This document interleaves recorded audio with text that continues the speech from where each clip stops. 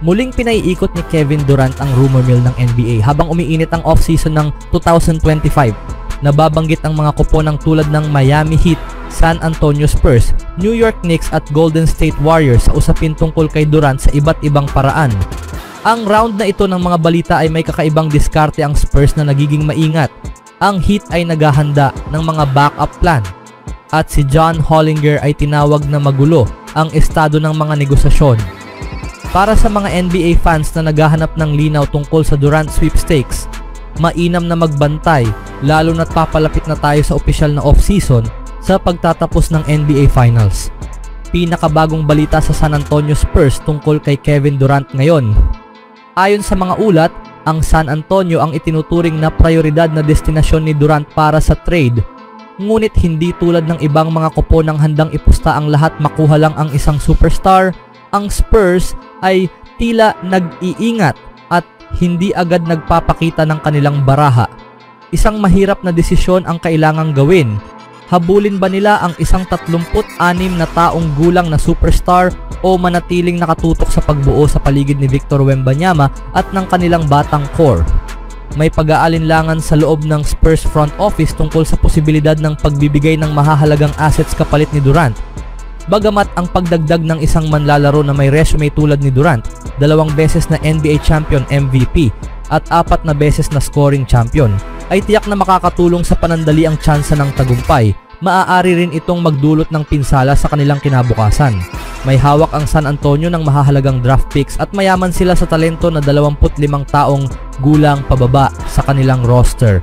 Maaaring mas nakikita ng koponan ang halaga sa pagpapanatili ng mga assets na ito kaysa sa paggawa ng isang malaking hakbang para sa panandaliang tagumpay. Pinapahalagahan ng pamunuan ng Spurs ang flexibility, control sa draft at player development kaysa sa pagtaya sa isang malakas pero panandaliang solusyon. Kung hindi nila makuha si Durant, ang plano ay ipagpatuloy ang pagtipon ng batang talento at assets at gumawa ng galaw kapag mas handa na ang roster. Sa pagkakaroon ni Wembanyama bilang sentro ng plano, mas gusto ng San Antonio na mag-build organically, na inuuna ang player growth kaysa makipagpalitan para sa isang tumatanda ng bituin. Kahalintulad ito ng modelo ng Oklahoma City Thunder na ngayon ay isang panalo na lang ang layo mula sa kampyonato sa NBA. Ang mga pag-uusap tungkol sa trade kay De'Aaron Fox mas maaga ngayong taon ay nagpakita ng ayaw ng Spurs na sirain ang kanilang core. Gusto nilang panatilihin ang kanilang pinakamahusay na batang manlalaro, panatilihin ang cap space, at hayaan ang kanilang draft strategy ang maghubog sa susunod na henerasyon. Ang diin ay sa pangmatagalang pagpapanatili ng lakas, hindi sa paghabol ng maiinit na headline.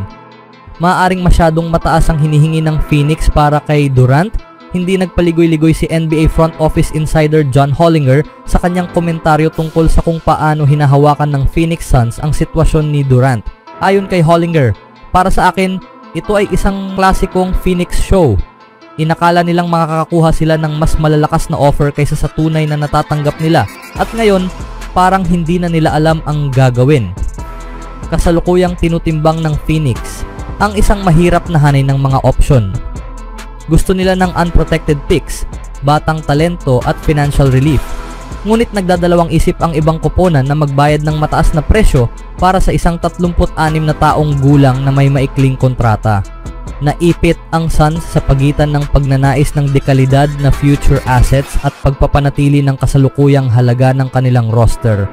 Samantala, kailangan ding balansehin ng Suns ang panganib at flexibility para sa hinaharap. Kung matrade nila si Durant sa mas mababang halaga kaysa inaasahan, maaari nilang palayain ang cap space at i-reset ang roster, pero may panganib na humina ang kasalukuyang core ng kanilang koponan. Ang luxury tax at mga darating na draft picks ay laging isinasaalang-alang sa bawat alok na tinatanggap o tinatanggihan ng Suns. Anong masasabi nyo dito mga kaibigan? Sa ibang balita naman, kung mapipilitan, maaaring magkaroon ng trade partner ang Golden State Warriors para sa kanilang restricted free agent na si Jonathan Kuminga.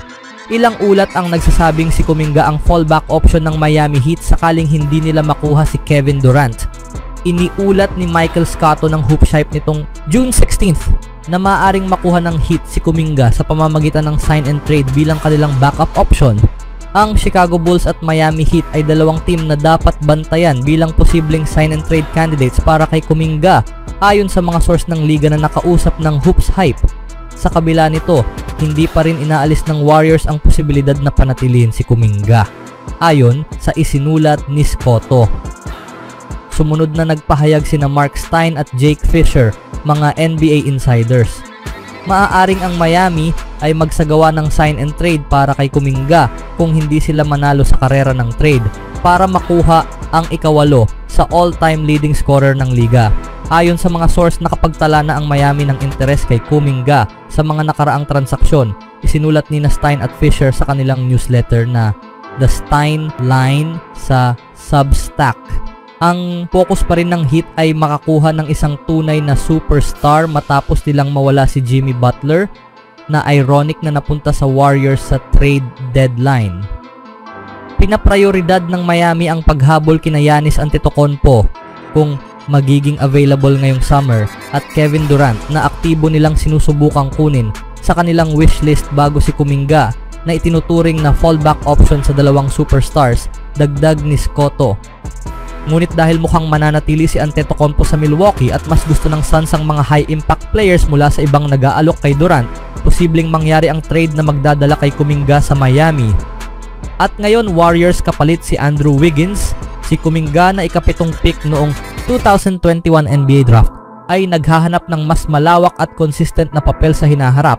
Ayon sa report, madalas ikumpara ni Coach Steve Kerr ng Warriors si Kuminga, 22 taong gulang, kay Butler nung mas bata pa ito, isang athletic wing na agresibong umatake sa paint at nakakapunta sa free throw line. Dahil pareho silang hindi consistent na shooter, naging alanganin kay Kerr na pagsabayin sila mula nang makuha nila si Butler mula sa Heat.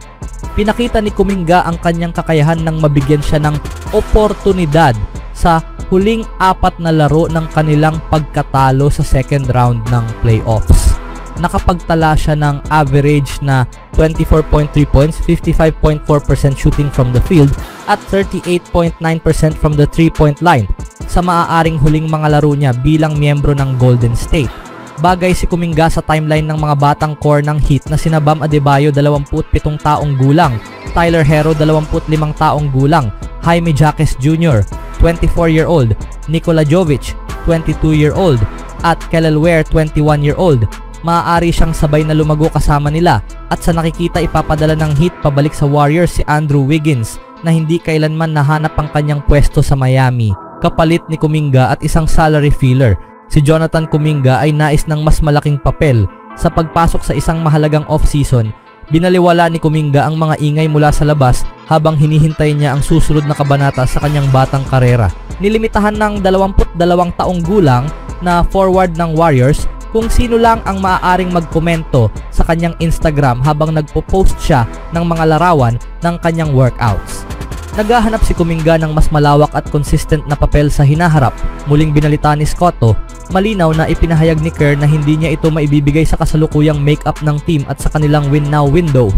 Ang palaging sinasabi sa akin ay manalo, ani ni Kerr kay Tim Kawakami ng The San Francisco Standard sa The TK Show noong mga huling araw.